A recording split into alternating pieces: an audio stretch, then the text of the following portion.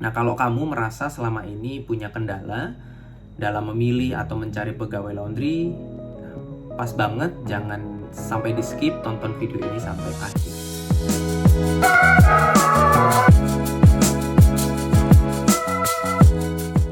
Hai, selamat datang di Belajar Laundry. Kali ini kita akan belajar tentang bagaimana cara mengelola atau mencari karyawan laundry yang tepat. Mencari karyawan laundry itu jadi salah satu tantangan yang lumayan besar. Kenapa? Karena karyawan di laundry itu kan seringkali suka pindah-pindah, keluar dan masuk. Nah, makanya ini jadi salah satu tantangan yang lumayan besar gitu. Alasannya itu mungkin ada dua menurut saya. Kenapa kok banyak yang keluar masuk? Yang pertama itu karena tidak ada jenjang karir. Akhirnya karena pegawai ini tidak merasa bahwa dia memiliki masa depan di laundry ini untuk bekerja terus di laundry, akhirnya yang mau tidak mau harus keluar. Atau yang kedua adalah tidak kuat dengan beban kerja di laundry. Bekerja di laundry itu tuh kan tidak leha-leha ya, capek karena harus nyuci, setrika atau packing. Dan seringkali ada juga yang nggak kuat karena ngerasa bebannya terlalu berat. Selain karena hal-hal yang tadi, ada juga pegawai-pegawai laundry yang keluar itu karena hal-hal yang mungkin bisa dikatakan karena perilaku buruk. Nah, akhirnya dia harus keluar. Dari segi pengusaha laundry atau owner pasti merasa rugi juga karena harus mencari lagi, harus training lagi, butuh waktu lagi sampai pekerjaannya bisa baik gitu ya. Karyawan baru ini bisa bekerja dengan mengikuti SOP yang berlaku dan hasilnya memuaskan. Nah, maka dari itu gimana sih caranya untuk memilih pegawai laundry yang tepat? Nah, kalau kamu merasa selama ini punya kendala dalam memilih atau mencari pegawai laundry, pas banget, jangan sampai di skip, tonton video ini sampai akhir. Ketika kita sedang mencari pegawai laundry, salah satu hal yang harus dilakukan itu interview ya. Mereka datang, ngobrol dengan owner, dengan kita, lalu kita coba ajukan beberapa pertanyaan yang dari jawabannya kita bisa tahu karakteristik orang itu seperti apa.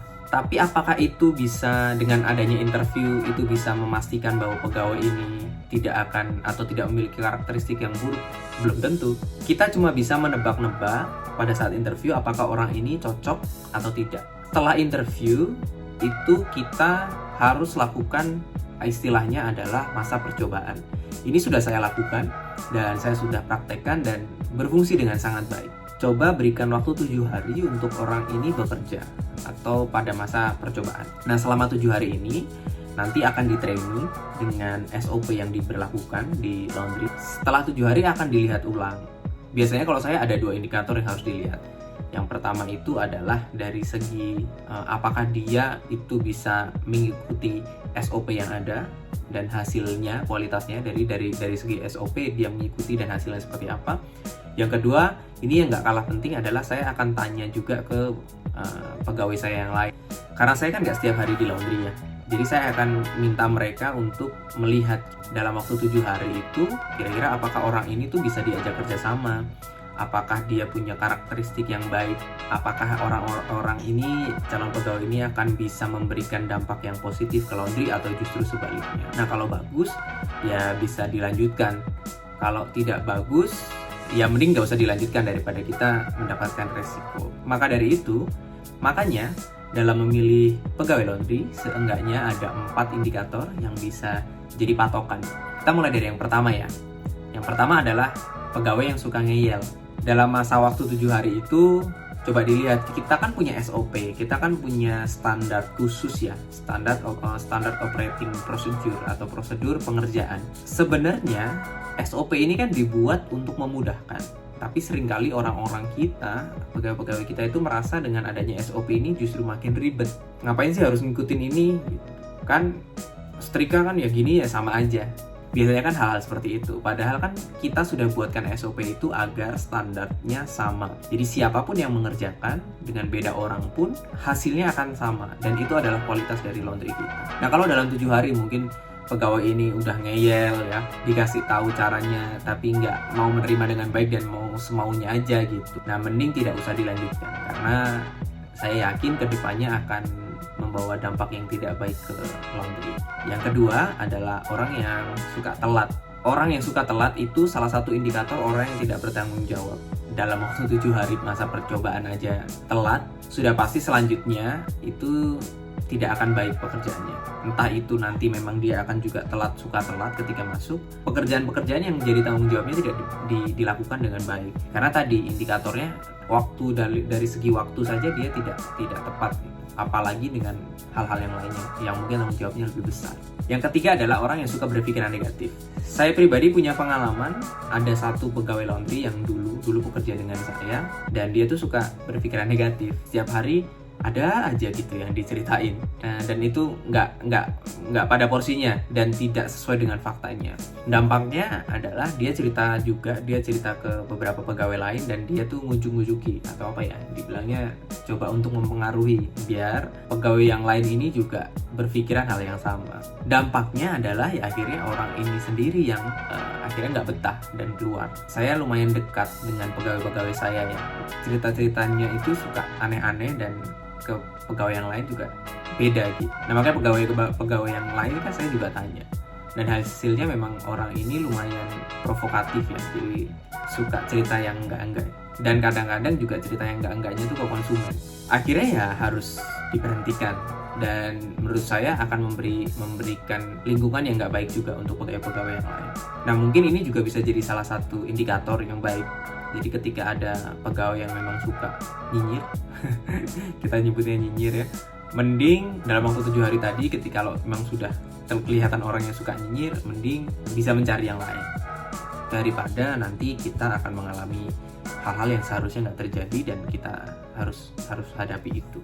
Yang keempat adalah suka nyolong atau suka nyuri. Wah ini sudah pasti yang parah ya, masa dalam waktu 7 hari masa percobaan dia sudah nyolong atau ngambil barang atau aset di laundry. Tapi hal ini ternyata kejadian. Memang ada beberapa orang yang punya niat yang tidak baik.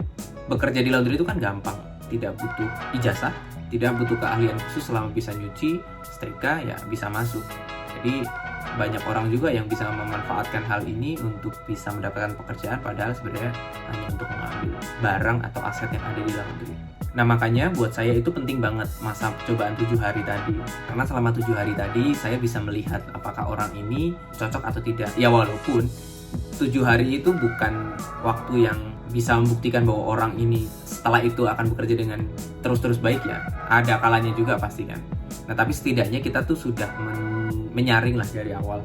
Jadi kalau memang yang dirasa tidak oke ya jangan sampai bekerja lama-lama di laundry, tapi kalau yang oke ya boleh bekerja di laundry. Selama jadi pengusaha laundry pasti kan kita menemukan banyak banget karakteristik pegawai ya, bukan hanya yang negatif tapi juga yang positif. Yang ada yang lucu lah, ada yang baperan gitu. Saya punya satu pegawai yang baperan juga. Pegawai yang lain tuh suka godain dan suka ngerjain, jadi hari-hari itu seringnya nangis gitu karena dikerjain sama teman-temannya gitu. Tapi buat saya itu hal yang seru, dan selama itu membuat akhirnya nyaman, lingkungan kerjanya itu baik ya tidak masalah buat saya gitu ya. Bagaimanapun apapun karakteristik mereka, buat saya pribadi saya selalu menganggap mereka itu sebagai keluarga, bukan pegawai saja ya, tapi sebagai keluarga. Kenapa? Karena kalau saya menganggap mereka sebagai keluarga, mereka akan merasa nyaman. Mereka juga orang yang bekerja buat kita. Kalau tidak ada pegawai laundry, kita mungkin akan keteteran di operasional. Makanya mereka ini ujung tombak dari usaha saya dan usaha kita semua ya, usaha laundry. Jadi sangat butuh. Nah maka dari itu kita harus pintar-pintar untuk membangun relasi dengan karyawan kita.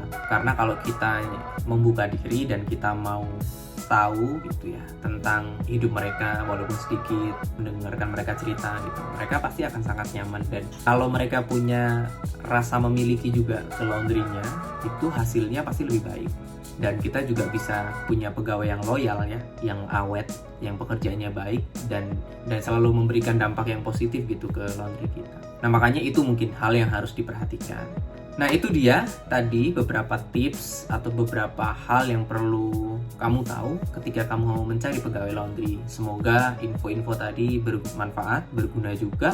Belajar laundry ini adalah tempat belajar semua hal tentang laundry buat kamu yang pengusaha laundry, yang sudah usaha laundry ataupun yang belum ya. yang merencanakan untuk usaha laundry. Akan ada banyak tips, akan ada banyak trik juga, dan video-video seru tentang laundry. Sebagai pengusaha laundry, gimana caranya biar jadi pengusaha laundry yang baik dan usahanya maju. Akan ada banyak tips, trik, dan video-video yang edukatif yang akan memberikan kamu pemahaman lebih lagi, kemampuan juga untuk mengelola usaha laundry dengan baik. Jangan lupa subscribe, jangan lupa like juga video ini. Boleh kalau ada yang mau tanya apapun atau request video apapun, bisa tulis di kolom komentar ya. Kita juga ada di Instagram dan ada di Facebook juga dengan nama @belajarlaundry.id. Ada banyak tips juga di sana, bisa di follow. Juga akan ada website setelah ini, jadi jangan ketinggalan. Nanti akan dipublish juga. Websitenya isinya apa? Isinya adalah banyak hal tentang laundry juga gitu, yang lebih tertata, lebih rapi. Nanti teman-teman bisa lihat di sana. Oke, cukup untuk kali ini. Terima kasih sudah nonton dan sampai jumpa selanjutnya.